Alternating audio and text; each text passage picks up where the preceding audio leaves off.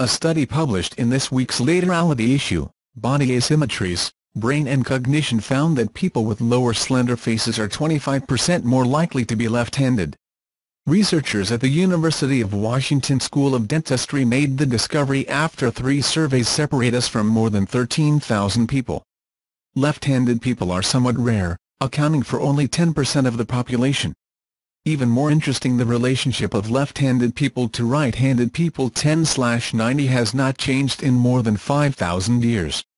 People with lower thin faces usually have lower jaws that bite slightly backward, giving them a convex and overbite facial profile.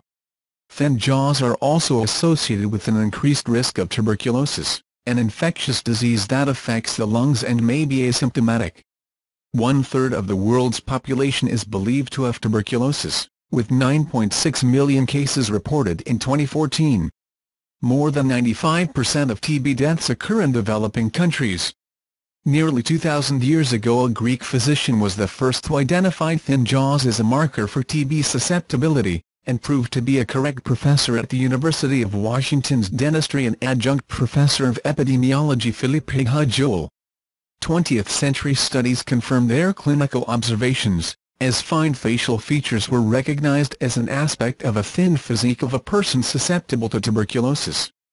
The theory may explain certain geographical coincidences. The UK reports high levels of tuberculosis, as well as more people left-handed and people with thin faces.